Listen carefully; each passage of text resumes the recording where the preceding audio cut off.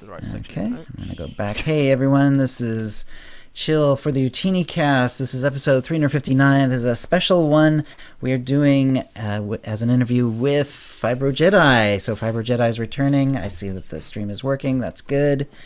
Always handy. We have a couple minutes before the show really gets going. Of course, this if you're watching it live or if you're watching the YouTube version, is the raw version of the show, and then we will take the audio, put it together, clean it up, and that will go out as a podcast tomorrow. Usually that's how we do it, because we're also going to be doing a more standard version of the OotiniCast probably on Saturday. We haven't got the exact time yet, but that's when Dr. SWTOR will be available again. But we're also going to have Dekion and Fiona, our guild leaders, who were at Celebration, and we did talk with them live and during Celebration, and that was great and all. But we're going to do we'll be able to have another show with them on, so they can give us final thoughts and all that stuff. So we're looking forward to that.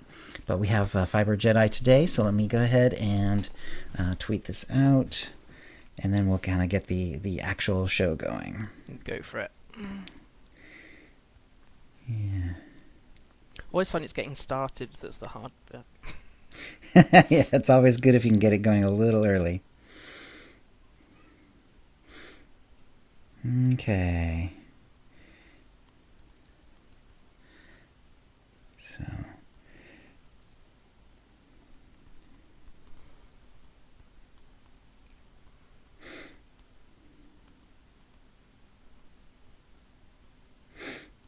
Okay, twitch.tv.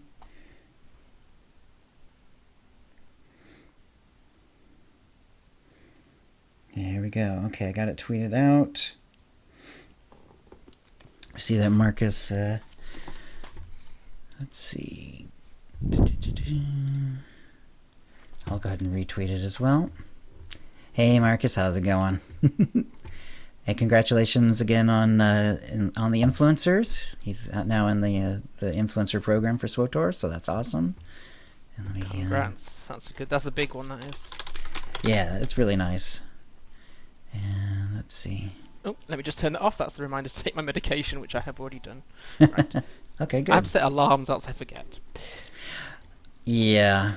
We'll go over that too at the beginning, just because it has it's been a while since you've been on, and we'll go over the basics of that's fine. Fibromyalgia and all that. Okay. It's not like I can't talk about it, is it?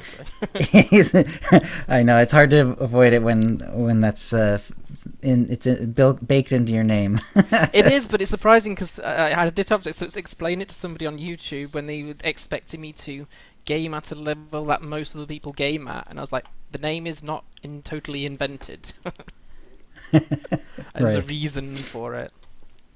But yeah, it's not the majority of what I tweet about. It's not the majority of what I blog about. So some people won't catch on, which is fine. And before we get going on like the full show, this is going to be sort of a little unusual. We are going to go over some of the news, but if there's any if you have tips of the week, send them. We're gonna do that on Saturday. Same with it. If you want to tweet us or send an email to us, and we will again. That'll be part of the Saturday show with Doc and with Dekion and Fee. All right. So I think top of the hour. I think we can get going. Go for it.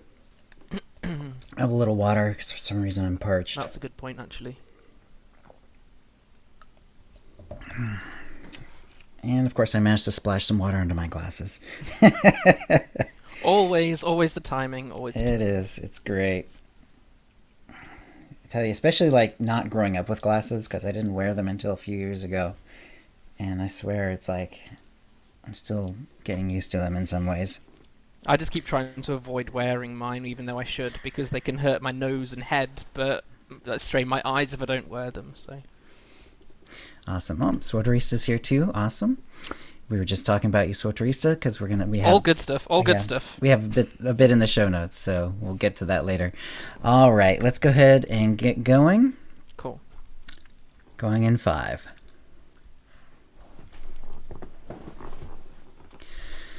Hi, and welcome to the OotiniCast, the podcast that has 1,000 generations living in us now. This is episode 359, being recorded on Thursday, April 25th, 2019. I'm your host, Chill, and with me is my special guest, returning FibroJedi. Fibro, how you doing? Yeah, not too bad now, thanks. Not too bad. Good to be back after I don't know how long. Don't remind me. Right, it's okay. Well, let's go ahead and do a couple of the basics, just because it has been a while, and just to let people know like what you're all about and what you do within the SWTOR community. Okay, so quick explanation of the name for a start. So the fibro part is really the most important part, in that I have a condition called fibromyalgia, which causes me widespread pain in various parts of my body, disrupts sleep, causes all sorts of fun and games. Right. But that affects then what I can do in games and in fact for gaming communities. But yeah, I run a surprisingly busy blog as well, where I do blog about the Old Republic, and a small YouTube channel where I also record some things occasionally and trying to get more into that as we go through. So, and yeah, I'm ridiculously busy on Twitter, as most people know. Unfortunately, I do have time off Twitter, I promise. But yeah, life's keeping me entertained and busy, let's say. But yeah, cool. It's good to be back. That's excellent. Yeah, and so the condition of fibromyalgia has it makes you like game in certain ways. Like you have to think about the timing of it, and you have to think about how long you're doing it, and the physical setup around you.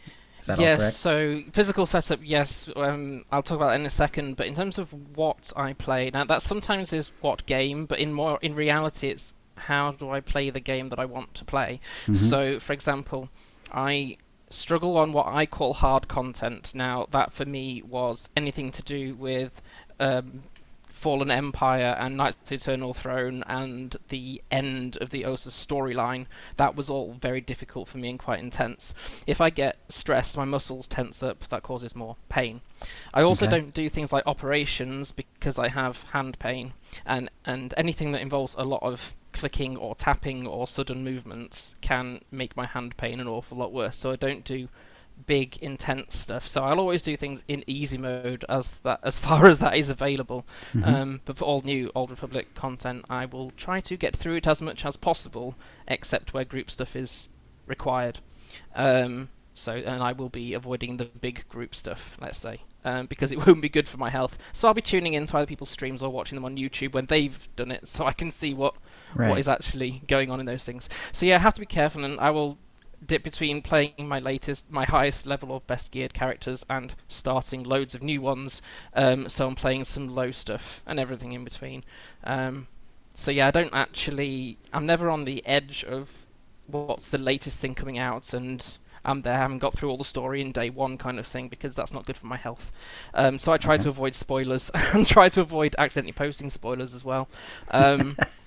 But it's fine. It's just I just do things at my own pace, and I know I can't be on the cutting edge all the time. And I'd rather enjoy it and take 3 weeks over it than try to rush it out in 2 or 3 days and lose time afterwards because of my health. So yeah, I do have to pace the type of content I do. Occasionally change what game it is. I used to enjoy crafting and gathering in the Old Republic till they brought in the level sync feature, and now you can't do that without being attacked. So I don't do that anymore. But yeah, it's fine. The Old Republic is quite flexible in terms of choosing how you want to play it.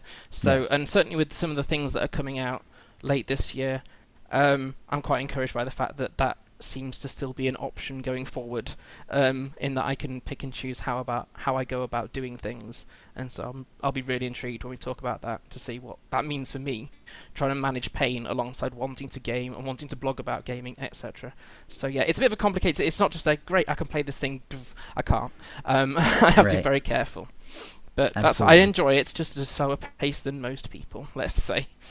Right, and not too long ago, I mean, you had a setup that was sort of special, but then you got now a gaming chair that is supposed to help. So let us know, like, how it was before and how the gaming chair has changed it and how it's improved it. Well, to quote my wife, I had a cheapo £20 one from that was a second-hand chair, I believe, as well, because I needed something. Right. I've got a proper desk and I'm dual screening, which actually just means I get to sit properly and I'm not hunched over my laptop. But that was quite a long time ago. And thanks to my folks on Patreon, I was able to gradually save up their gifts over time and realise that, to be honest, I should do something about my chair because I was starting to develop lower back pain, which you'd think with fibromyalgia that I would get back pain, but it was one of the areas that wasn't. And when I was getting back pain, it made me want to cry because it's new. If anything's a new pain that I'm not used to, it has a bigger effect. Okay. So I'd had to do a whole bunch of research because it's always been one of those things I've seen gamers or streamers use. I'm like, that's a luxury item, I'll never be able to afford that. Then realised I probably could if I was sensible about how I went about doing it. So yeah, after a load of research, I finally got one. I nearly went for a leather version for the same price, but decided that going for the fabric one would be softer and therefore more comfortable. But it means now, in my old chair I didn't have any support from my shoulder to my head, which was ridiculous because my shoulder to my head is where nearly all my pain is, if you exclude my hands. So now I've actually got proper neck support here. I'm forced to sit in the proper way of sitting, rather than slouch back and just, what the heck, who minds? And I've got proper back support as well. And I think apart from one twinge in the early days after getting it, I haven't really had any back pain. So it's been nice that that's been dealt with for now, in the very least.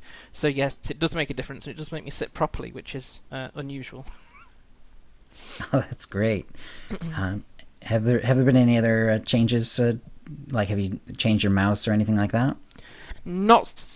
Oh, did I? Depends on what I had last time we spoke. But I have to go for a big mouse. I've got fairly big hands. So my old mouse, I can't remember how many years ago. In fact, I think this is a replacement of the replacement because being a gamer and a blogger, you abuse these things quite a lot.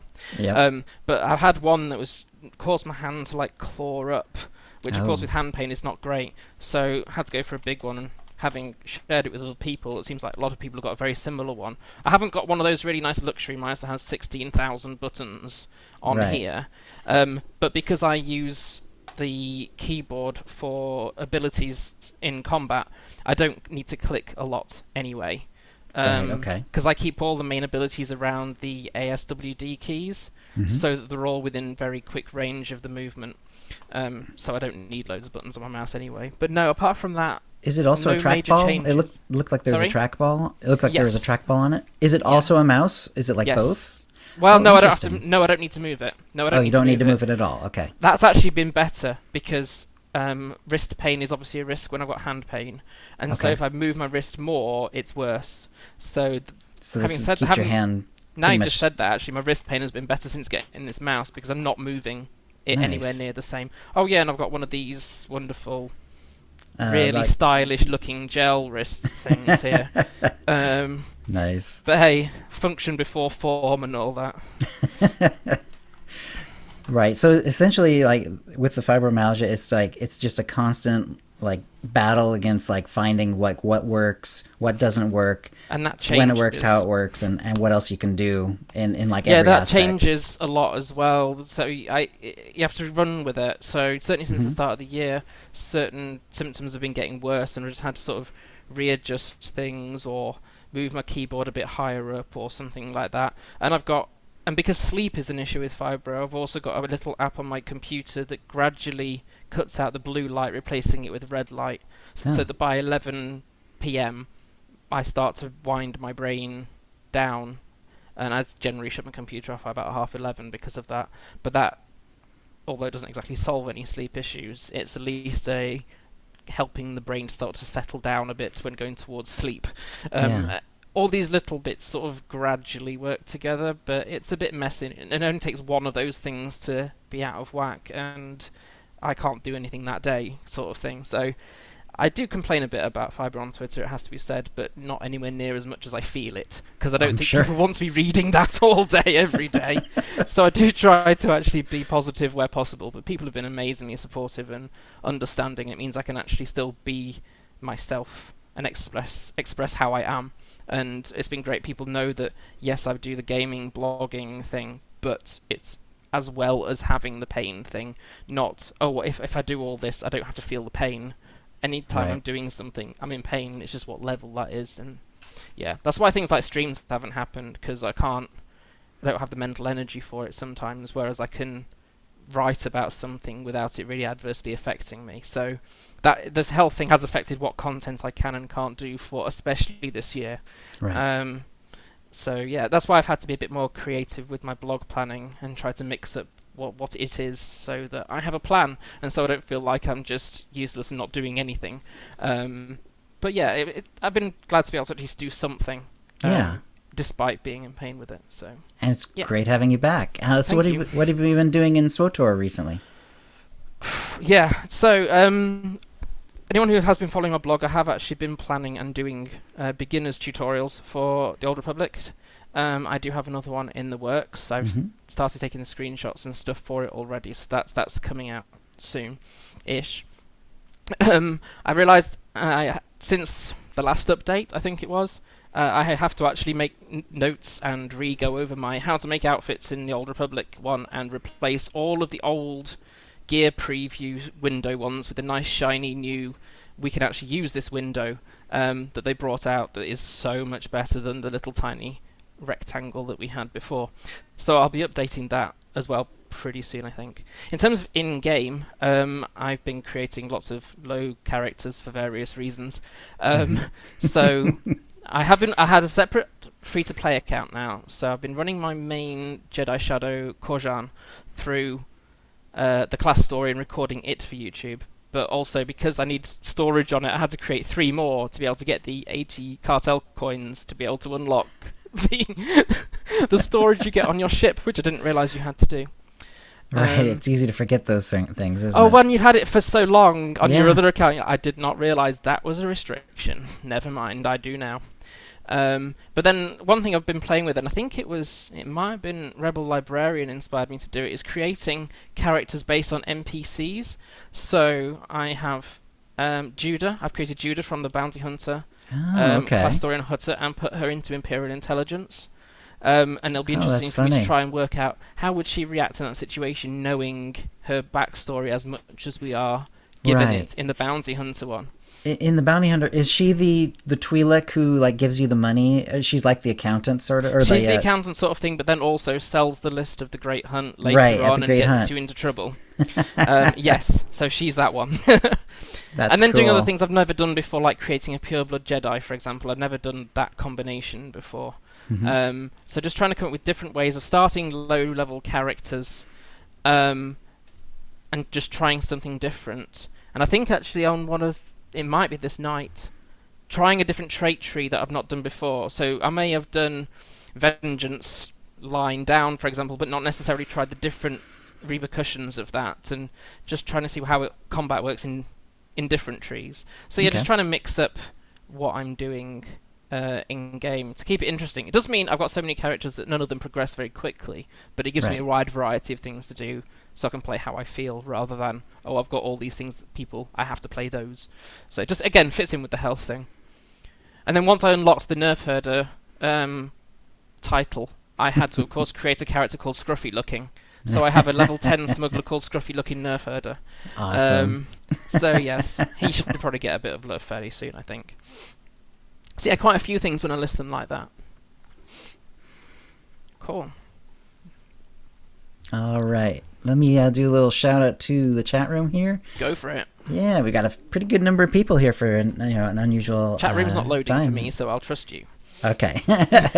Iron Spider's here, Apricot, Root Fruit, Bloodluster, Commander Root, Electrical Longboard, Evans is here, Gazodi, Happy Fun 81, Insatiate Nor, Rebel Librarian, Rebel Jedi. Boy, some of these are hard to figure out. The Adam Mead Girdle, Slow Cool, SWTORista's here. Hey, SWTORista.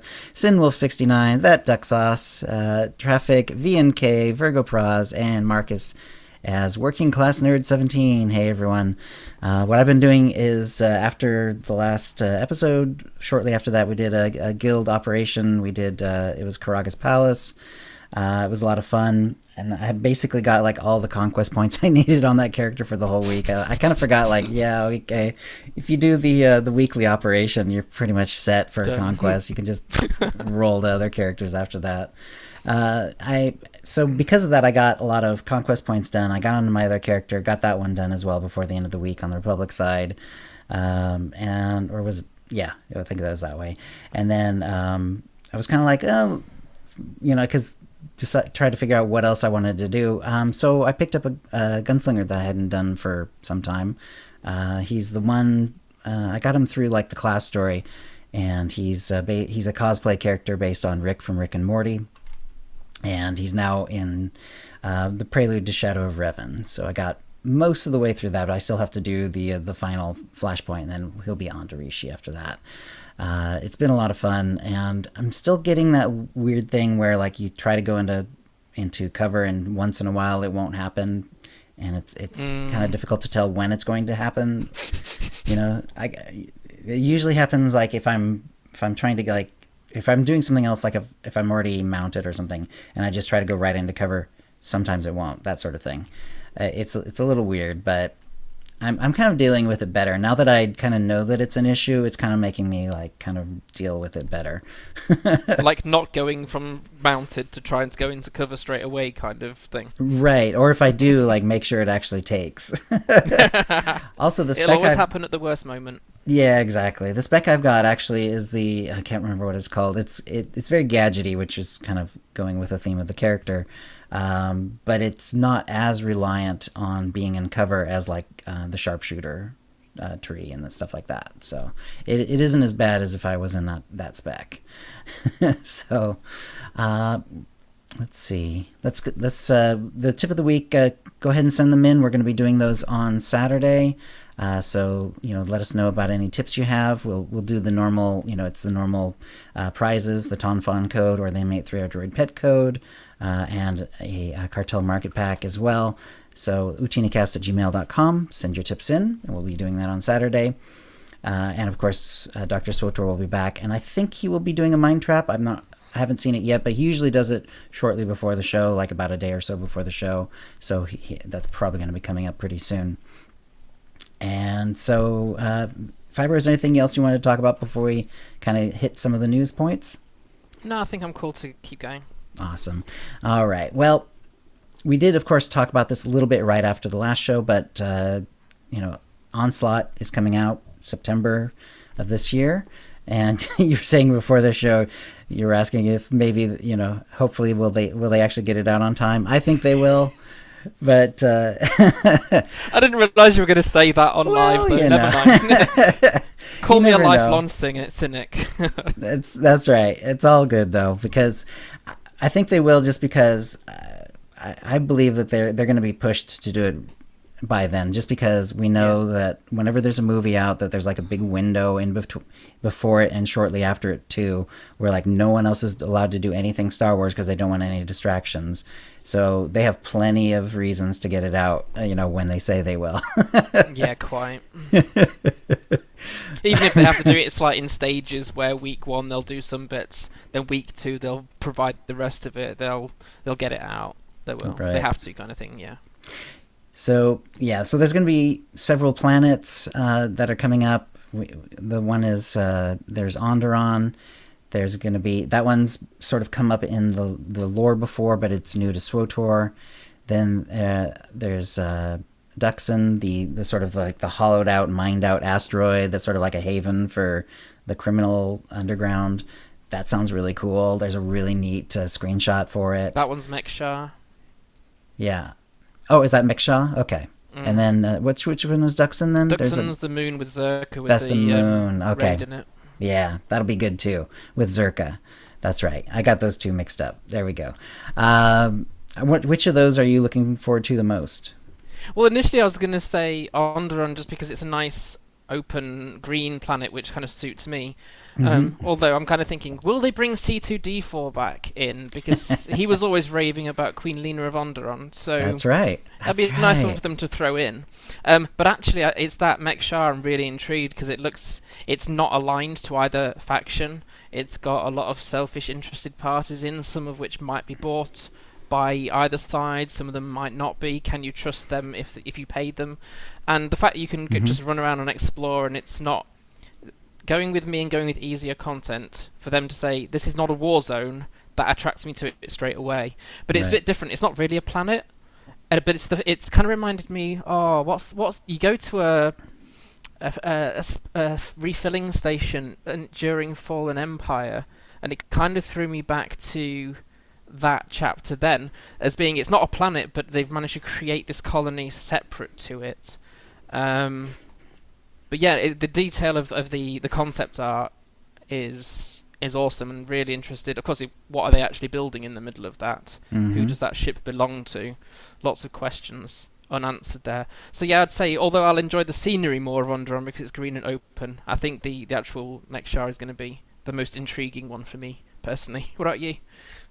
Yeah, the whole, just because of the screenshot of the art of it, I just love that mining colony one. It's just so cool. Yeah, it does have it has this ship that's it's hard to tell what's going on with it, but yeah, it looks like it might have been turned into part of the colony. Yeah, so cool. So cool. Really looking forward to see what they're doing with that. The Duxon one is mostly just about the operation, as far as we can tell. Maybe they're going to put a daily area or something, but they haven't mentioned anything like that. That would be nice, so I can go to it. But yeah, exactly. But it's possible that it only exists in the operation, kind of like the way what was it? It's that one operation. Gosh darn it. Scum and Villainy was basically you couldn't go onto that planet except as part of the operation. Now it's also a chapter in Coffee Kotet, but is it's the only way to get to that planet before that was just to do the operation. Yeah, Darvanis.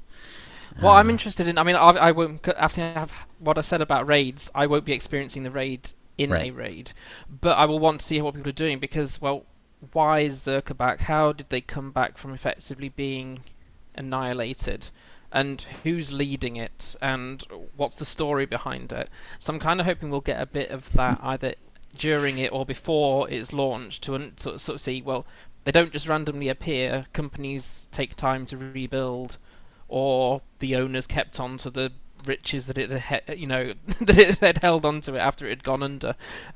So I'll be really interested to watch people's videos, blogs, etc., feedback on that. So although I won't be playing it, I will want to still know about it and understand it a bit. Right. There's also going to be a new flashpoint on Corellia. Yes. That'll be fine. Do you get to do flashpoints for the most part? Where they're needed for story, I will do them. Definitely. Okay. So, like, even you were mentioning Shadow of Revan. I don't get on with the Manan flashpoints at all. There's a few encounters in that are really difficult, but because they're a key part of the story, I will do them. And I got through Kotfi Kotet, so it's one of those things. If I feel up to it, I can enjoy it. Except when it comes to the really intense. I think what I struggled with Kotfi Kotet was certainly in Kotet was they turned some of the bosses into what felt like mini operations bosses, so there were complicated mechanics. There were lots of inputs to try and process. If I was on say a sniper, where you have channel times and you've got to stay static, I couldn't deal with that with some of the Kotet bosses because you had to keep moving. Right. So yeah, I will be doing the flashpoint on Corellia to, if nothing else, to A, enjoy the story, and B, to see how they've redesigned it, and if it's the culmination of the entire story, I won't be omitting that. It might be a once per character and that's it done, but I will still want to go in and see that. Corellia is not among my top planets to revisit, I have to say, regardless of what developers said. Right. It's a planet that feels longer than it should be because of the lack of transportation, but it does make sense from a story point of view that a huge attack by the Sith Empire would, in essence, land there because it's such a key part of the Republic military history, if nothing else. I mean, I thought actually another war later on over Balmoral might make sense for the weapons factories and things like that. So, don't know whether there'll be any knock-on. And for Corellia, it's usually shipyards is what they're talking about. That's right. Yeah. So I was just wondering, I mean, what will be interested, because obviously if you're an Imperial and you've done Corellia ends up as part of the Empire. If you're a Republic, you stop the Empire from taking over it. So I don't know whether they're going to filter that in. If you have done the Corellia story, whether that changes anything within I think the culmination of this. Yeah, I think the answer was already given, though. If you do, like, Ilum, you learn that basically the Corellia had to be given up like almost immediately afterwards. So And then it even though looked the for Empire does take it ages. up, we already have the answer that they weren't able to hold Right, it okay. for very long, like a very short amount of time, and then they were I kind of missed pushed that in off. Ilum. It's been a while. Ilum ends in Yeah. two quite intense flashpoints, so that's why I don't do Ilum very often. Fair Same enough. same themes recur. I'm quite consistent, honestly. Right. And of course, the Nautiloans will be available as a playable species. Hurrah! Very cool. That's one of my favorites. I've been I've looking. wanted them since forever. Yeah, exactly. And if you're making NPC characters, there's definitely some really cool ones. There are, yes. And you know, there's Thea from Coffee Kotet, and there's a couple of other ones that are really good. There's a couple of Jedi. Um, as one who does more cosplay, I'm thinking, you know, there's Davy Jones. There, you know, if I was a SpongeBob fan, I could do Squidward. I think my personal favorite that I'm leaning towards are Mind Flayers from Dungeons and Dragons. So, yeah. You might have to reserve some of those names on alternative species if you want them by the time the Nautilans are released. Right, exactly. Yeah, there's going to be a lot of Davy Joneses, I'm sure, and they're all gonna push hard and fast and through to Rishi and get that pirate outfit. Oh, definitely. You'd have to, right? I mean, where else are you Yes, going to get of a course. pirate hat other than the Rishi? Yeah, I think I recovered. I made one for Siani when I was streaming, and I think there's one in another set that does look sort of piratey, but it's nowhere near as obviously piratey as the one from Rishi. Right. But you have to do the whole core story on Rishi to get all the... No, you don't. You have to do the first half of the core story because they just reproduce the skins later with better stats. Right. Although they look slightly different. Like, there's the eye patch gets kind of like Yeah. Like added, and yeah, especially for the hat. And then some of the other pieces are very similar. Like the belt is basically, it's like without pouches or with pouches. There's a few You're little more details observant like than that. I am. Yeah, but you're right. It's basically the same outfit. But either way, you can't just half do Rishi anyway, can you? So. Yeah, Rishi's one of my favorites anyway. It's always been my favorite. One of my favorites. Just a lot of fun story. I like the fact that there's like that one class story halfway through, so gets a little bit of flavor. Yeah, that's really good to do. Yeah. A bit more of the backstory of what's been going on while you've been away, which is kind of where we're filling in now with Osus and beyond. Yeah, and then there's the whole like changing to gearing and itemization, which they haven't given a whole lot of details on yet. So it's for me, it's really hard to talk about this, you know, on OotiniCast on a news show without like kind of immediately roaming into the areas of speculation. Yeah, exactly. I can pick up on one thing because it was said that, I think it was Charles Boy said the idea was to make gearing fun and accessible. Now, given me doing things over and over again, I have a poor concentration span, and so repeating the same thing multiple times doesn't work with me. Right. And given that usually the best content, the best gearing is reserved for the hardest content, in small print, I think that's the way it should have been. If you're willing to do harder content, you should be rewarded for that. But it means trying to get better gear hasn't been fun or accessible for me, so generally I don't get better gear. I've just been sponging off Galactic Command for the most part until Osus, and then I was able to actually start to get pieces from doing the daily and weeklies, for example. But I don't do the crafting up at that higher level, so I can't get the best out of Osus realistically either. Right. But if they are changing the methods of gearing and giving you more opportunities to pick up pieces, not just by completing really difficult missions. Because I think it was mentioned something like there'd be more in gear drops, or loot and stuff like that would have pieces in it so that you could create a customized build. Then great, that's fine with me. I don't mind going, cracking a few skulls and seeing what comes out the other end. That sounded worse in my head. That shouldn't have come quite out that way. Never mind. But the accessibility bit for me is really important. So I've really struggled in recent years to enjoy the latest content in the Old Republic because it's not accessible in terms of my health. So I know they built in solo story, which wasn't the same as story mode, but that was still, for me personally, difficult. Sure. Most people will be like, that's not difficult. I breezed through that in 3 minutes. Like, you're not me. I'm glad for you, but you're not me. So if they are making changes, that means it's not so much of a beating my head against the wall just to get a few stat increases, then that actually sounds like a positive move. And to be able to build your things the way you want to sounds quite good as well. So, like you say, you have to go into speculation, else you don't talk about it at all. But the idea that maybe on my Sith healer, who effectively she's one of my main characters, if I can make her less squishy and maybe deal a little bit more damage, then I'd be moving in a better direction than where Sith Sorcerer stands at level 70 currently. So I think even with that kind of terminology, that's a positive message that's coming out. And for once makes me not dread the next content that's coming out, that I might actually be able to do it. Yeah. So yeah, you got to speculate a little bit, but I think there's some good signals coming out of the team. Yeah, some of the things that they mentioned that I liked were, it sounded like they're trying to make it so that there's more options as far as like set bonuses and things like that, where if you're, say, a lightning sorcerer, you don't just have that one set of six piece gear that gives you 3 separate bonuses. Yes. and that are always the same, and then the only thing that changes is that the amount of stats you get when you get higher levels and stuff like that of the gear.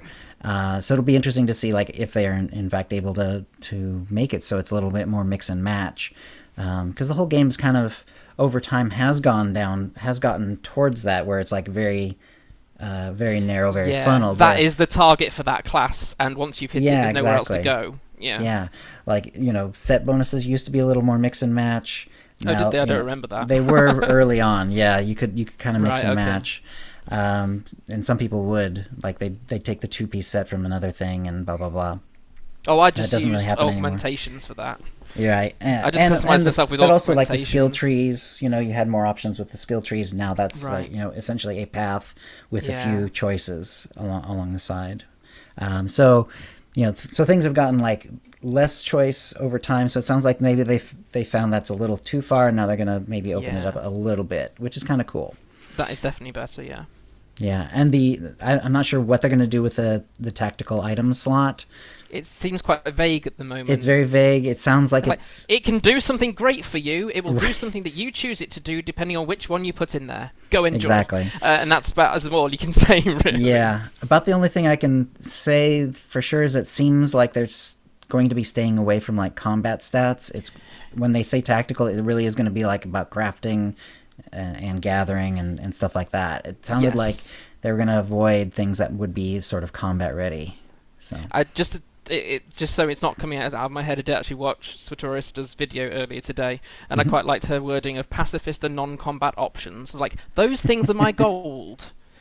Non-combat options, pacifist stuff, improve your gear without having to kill anything. Great, sign me up, I'll take it now. Yeah. That video is great if anyone hasn't seen it yet. It's 23 minutes or something, and well worth the time. Right. There you go, shameless plug for somebody else. That's right. Well, we like That's Switcher, the way so it she's is. a fan of she's a friend of the show. So She's a friend to most people. It's fine. that's true. Oh, But friend of the show is like a Hollywood phrase that means they've been a guest before, basically. So she's been on the show. Yeah, sounds good. One thing that we said like her about a lot. gearing was it this legacy bound gearing. So your gearing is not bound to character on either acquire or on equip. They wanted to do that. That is really a good sign. Mm-hmm. They said they wanted to do that because people are like swapping them anyway, and it's just a big pain in the butt. Well, if people are cheating the system, let's just give them the system they wanted in the first place. Exactly. Well, it's that old system of whereby I've just got this perfect piece of loot. At least it would be perfect if I was playing this character and not this one, only to find out it's bound on pickup. I can't do anything about that. So if they can, it'll mean people haven't got to cheat the system, spend money taking out and removing mods and all that jazz. That sounds like a good constructive way of working with the community, let's say. If they're already doing it, let's just let them do it. Right. And in relation to the itemizations, Eric did put out multiple calls for brainstorming. So like who has ideas. The non non-canonical or not example that he had was like chain lightning. You could potentially change it in a couple of different ways where it either affects more characters, more enemies, or you go the opposite way where it becomes almost more of a single target, but it does more damage. So, and he was saying that was simply one off the top of his head, but it wasn't one that is actually necessarily being considered. But in the small print, this is an example only. Please do not exactly. Quote me. Don't assume this is actually it. Yeah, and so someone's acting like, how crazy can we get with these? And he just said at the brainstorming point of time, you should be just going crazy. Which makes sense, because they're going to have to balance it anyway. So why not get all the ideas, and maybe one that sounds crazy, they can find a balanced way to do it or something. Even a team of experienced devs can't possibly come up with all the ideas. So this is the community's chance to say, let's have our input on the proviso that we understand that not everything we say will get implemented. But if the team have got this set of ideas and the community have got this one, to be able to meet somewhere in between, and then even when they do launch that, say, this is still going to be tweaked and changed over time, then actually it means that they are listening and having their own horizons broadened, I suppose, to a certain degree as well, saying, oh, we didn't think we could do that, but that's a good idea. So, if you've got ideas about that, particularly people who do challenging content where you actually do want a bit more complexity in how you go about things, then get those ideas on the forums. Yeah, and we also now have on the PTS, we're going to have Dantooine. It's actually Dantooine is on the PTS. So it's the whole pirate incursion event. Some of the cool things that we know about it. There is going to be a cinematic. It's not necessarily on the PTS yet. The Dantooine will actually be. We were kind of wondering about this on the last episode. But they have confirmed that Dantooine will be available as a planet, and it will be different when their event is there. It'll be a little more chaotic, a little more war-torn, and it'll actually be a little different when the event is off, which is kind of cool. I like that idea. Yes, and I will have to try the event out, but I always struggle with, excluding Bounty Contract Week, I struggle with the events in the Old Republic because they're very combat heavy. Relics of the Gree is particularly challenging, and you nearly always have to group up. I did try soloing the hardest one on Relics of the Gree once, and I think it took me forever to do it. And then, I've always thought with the events they could do with tweaking it a bit, because the best rewards are bought with a specific currency that it only drops in one mission out of the 3 or 4 you can do in a day. So it'd be good if they can also make whatever the currency is going to be for rewards more accessible on the Dantooine side of things.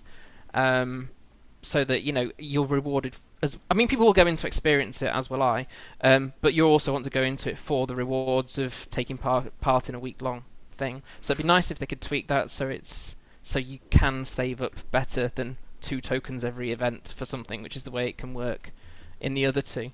But I am also looking forward to the fact that we can explore that planet outside of the event. I think they said there's only going to be like a few things to do.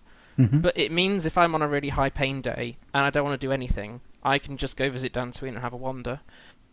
My location on Twitter has been Dantooine since forever. It's a quote from Leia, who's told where's that rebel base? No, it's on Dantooine. Dantooine, definitely. So it'd be a bit hypocritical if I didn't then go and visit said planet. So I will be doing that. Before the Old Republic, the last Star Wars game that I played before that was, don't despair everybody, Jedi Academy. And so I have not yet done, call me a heretic if you like, I've not done Knights of the Old Republic.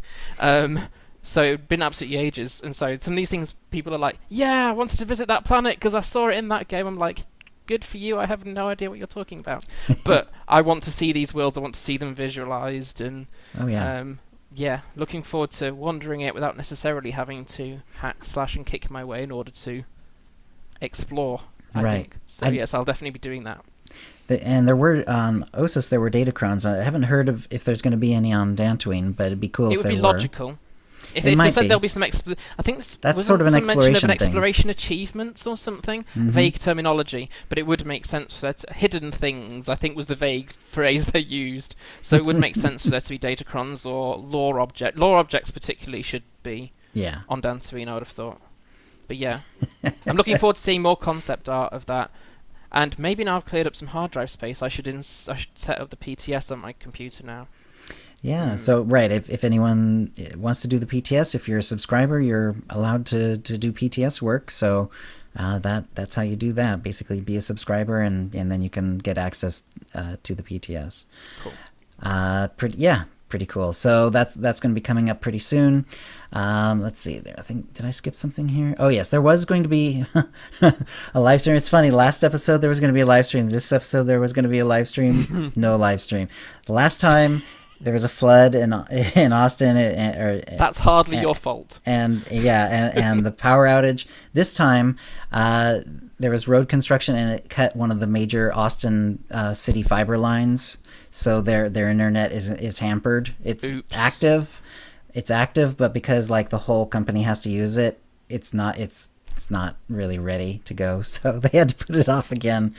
But they did talk about what they were going to cover. There were going to be two primary topics on the stream. One is Dantooine and 5.10.3. Which is when Dantooine's coming out. They wanted to show Dantooine live on stream, show the event, and talk about what to expect. And of course, then announce that it would be on the PTS, which it now is. Instead, look for a post from Charles talking about what you can expect from Dantooine. I haven't really seen anything too detailed about that, but hopefully that's still coming out. And then Onslaught, then they were going to go back through the presentation given at Celebration and then answer questions.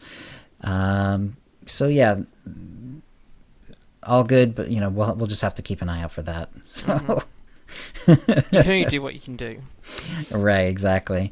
There's going to be a Star Wars Day sale, and of course, May the 4th has become sort of the unofficial Star Wars Day because of the pun, and even Lucasfilm and now Disney is joined in on that joke for quite a while now.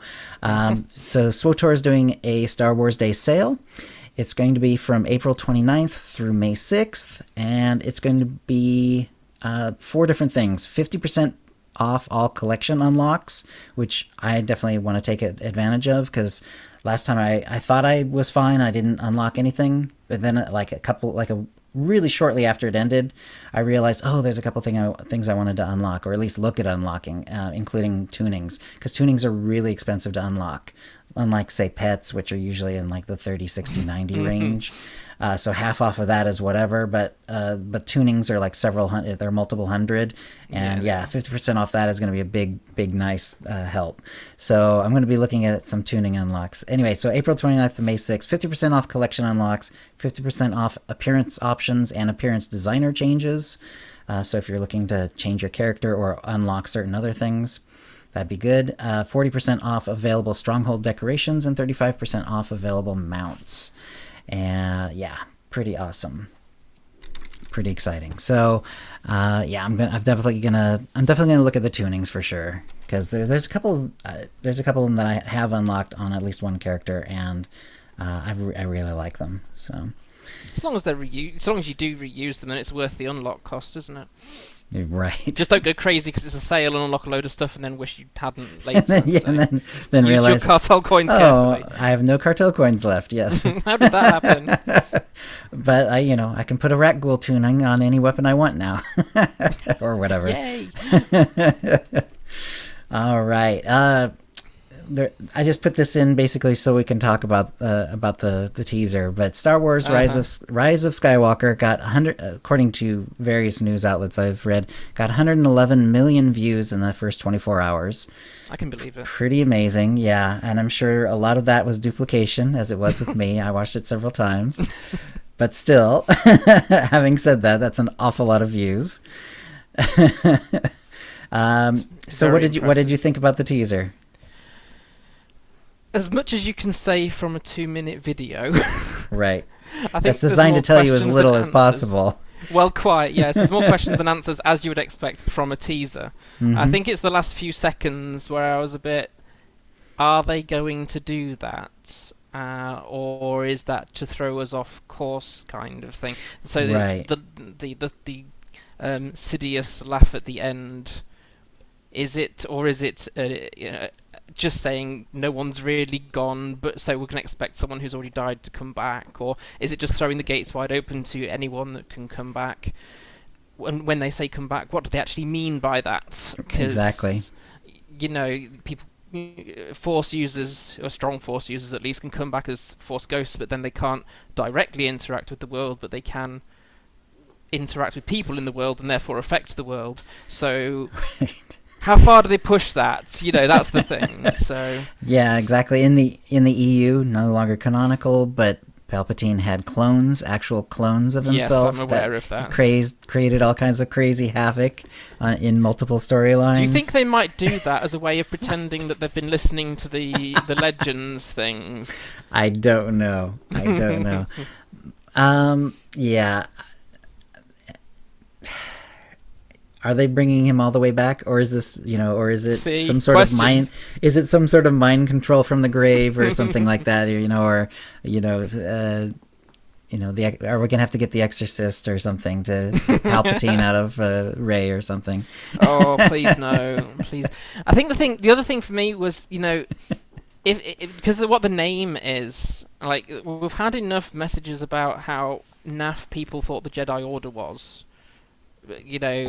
That's all done and dusted. That's in the past. You can't bring back what's gone. That kind of thing, and just it just feels like this set of 3 movies sets the scene for anything possible in the next 3.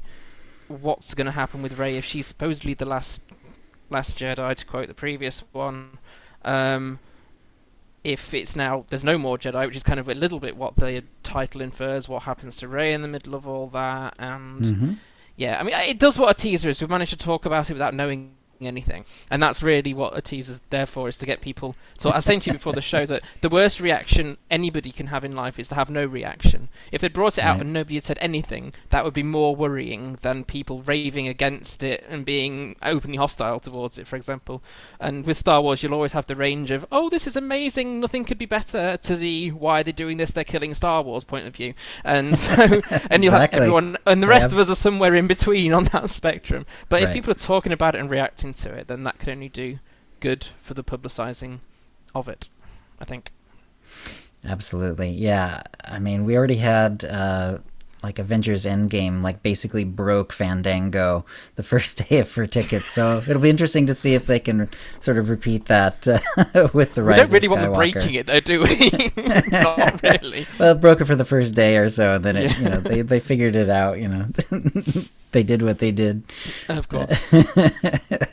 So I'm actually going to be watching that this weekend, so I'm looking forward to Endgame. But I was very.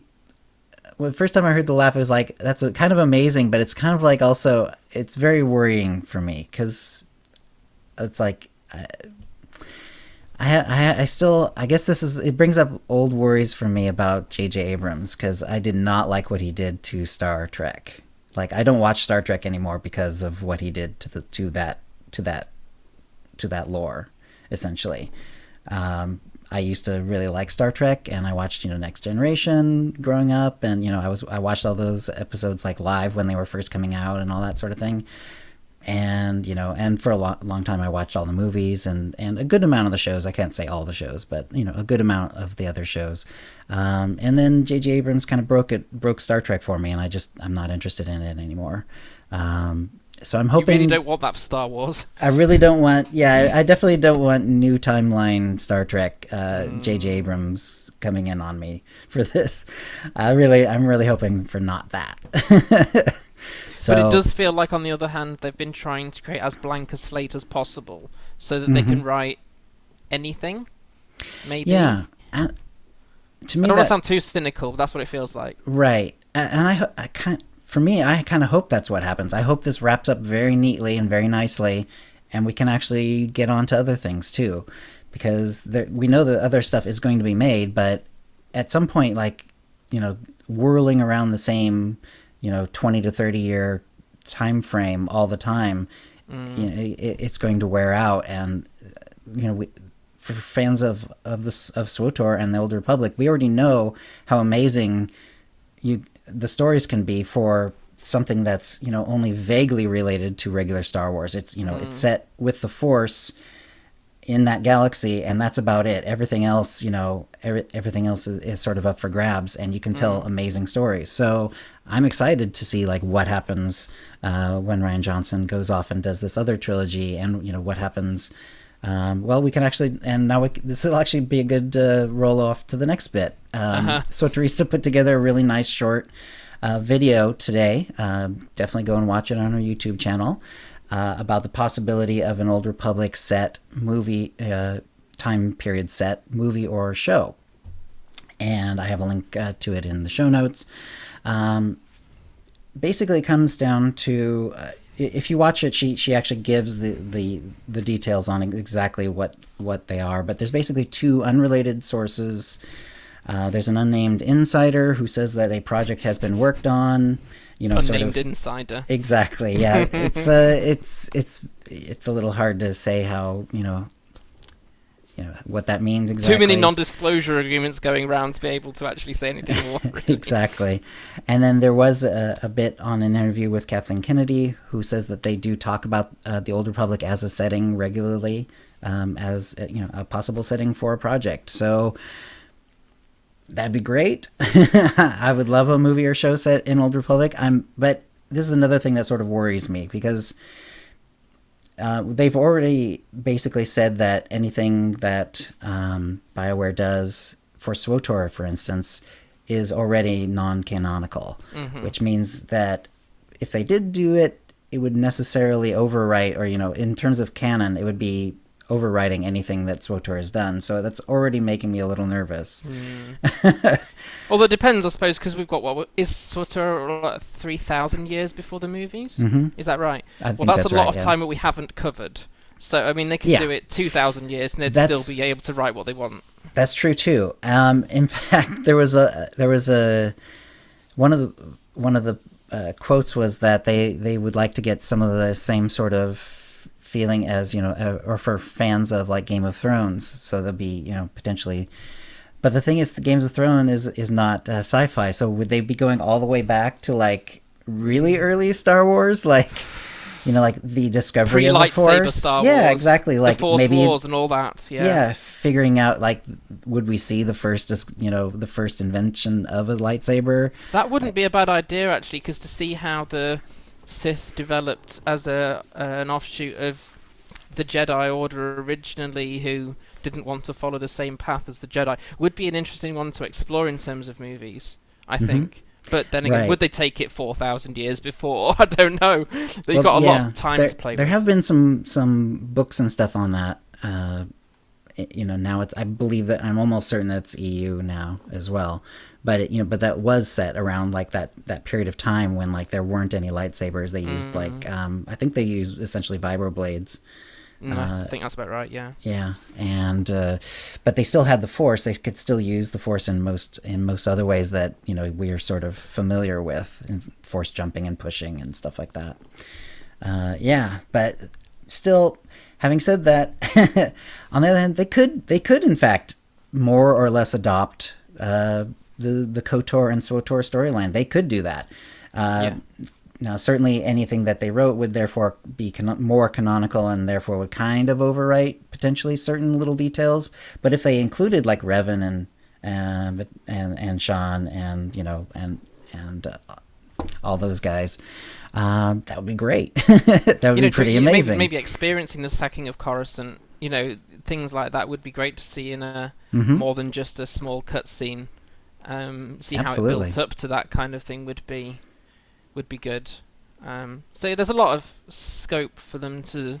In fact, I think there's a lot of scope for them to play around with it without necessarily overwriting what is in the Old Republic. So, but if they wanted to cover the same time frame, it would be more sensitive to the community, not just to do something radically different. But there's no reason they couldn't incorporate it with subtle differences from their story writing, what works better in a movie perspective. Or just do it outside of our time frame, which is what, a few hundred years max that covers in the. It's not even that, is it? How many? 50 in-game years or something like that? Have we actually got content for? It's quite a narrow time, really, isn't it? So that they can Right. pick any of the other 2,980 years and still be fine, and not overwrite anything that we've Right. done. Or before, because Or beforehand, yeah, quite. yeah, like we were saying. So, and of course, this could all be something that maybe is developed as a project but never turned into a project. There's all kinds of, that always happens. I mean, there's even within something like Disney, who owns Star Wars, who knows that who knows kind of what projects they want to do. There's going to be projects that are sort of brought up, partially developed, almost brought to fruition, but then stopped for one reason or another. And That's project gonna is a happen. very vague term as well. Project Yeah. doesn't necessarily mean movie. It might mean another game. It might mean a series of books. It might mean a cartoonization of one. It could be project is purposefully vague, and so Right. it'd be nice to see anything done in the Old Republic era. So hopefully they can bring a form of those projects into fruition in whatever form that is, just so that they are talking about this period of history. It'd be quite nice to do it in some form or other, even if it's not full-blown movie setup. All right. And I think that's pretty good. I think we've we've hit the mark here. Is there anything else? Go ahead and tell people like how they can watch you, how they can follow you, how where's your blog, all that good stuff. Okay, feel free. So, in terms of social media, I'm mostly on Twitter, so just twitter.com/FibroJedi. I do have a Facebook page, but I only post to it once a day or something, but they do tend to be slightly longer form than Twitter when I do, so that's just facebook.com also /FibroJedi, ingeniously. Nice. I'm trying to get back into recording YouTube video stuff, not just recording cutscenes, which is the way I'm blagging through it at the moment, but hopefully getting back into more video tutorials. So that, ingeniously, is youtube.com/FibroJedi, and you'll be shocked to know that my website is FibroJedi, but it's also .me.uk, so it's an unusual ending. FibroJedi.me.uk. I have a rough blog plan, but I don't stick to a timescale.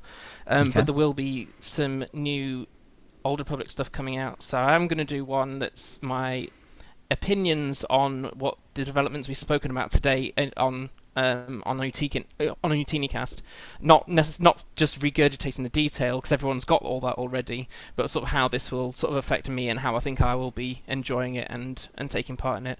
And then I do have some more beginners tutorials for the Old Republic coming out soon as well. So there is quite a lot of things I'm trying to do, even though I am effectively on an enforced streaming break. However you want to get in touch or connect, feel free. I am off Twitter on Sundays because even I need a break from Twitter. But apart from that, I'm pretty much accessible whenever.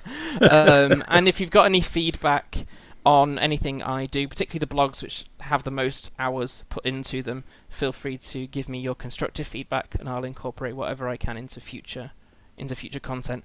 But just a quick thank you, because I know I have been a bit down on myself because of how health has been, but the community has been amazingly supportive and gone above and beyond in many particular cases, and those of you who've gone above and beyond, you know who you are.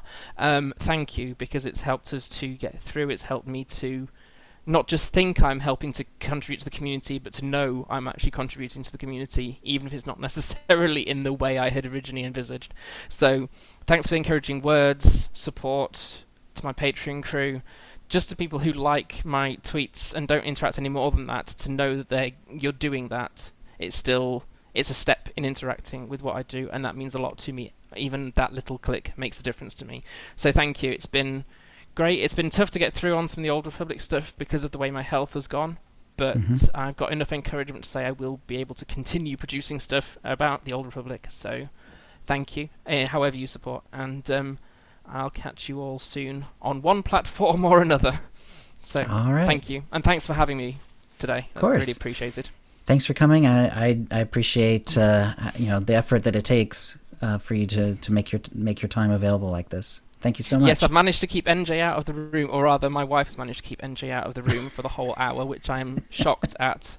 Oh, tried. Yes, she's tried. She's done very well. But yeah, and I'll be going to have a rest, so I might not be on Twitter for an hour or so after this, so that I can down a little bit and Absolutely. recover. But I really appreciate it. Sorry I had to cancel at literally the last minute last time, but Yeah. I made sure I was highly medicated this time so that I could make it. So thank you. I've really enjoyed it as well. Well, thank you for coming. We really appreciate it. No worries. Thank you. All right. Thanks for coming, everyone. Really enjoyed this episode. I'll edit it. It will be on YouTube almost immediately, and then it'll go out as an edited podcast tomorrow. I think we'll probably stick to the usual sort of cadence for this. So thanks for coming, and we'll see you for the Saturday show. Doc will be back. We're going to have on Decion and Fiona, and we're going to go over some more of what they saw at Celebration. Really excited to hear what else we can learn from them about that. So you guys take care, and see you next time. Take care. Bye. All right, stopping the stream, and let me stop the broadcast, but not the Hangout.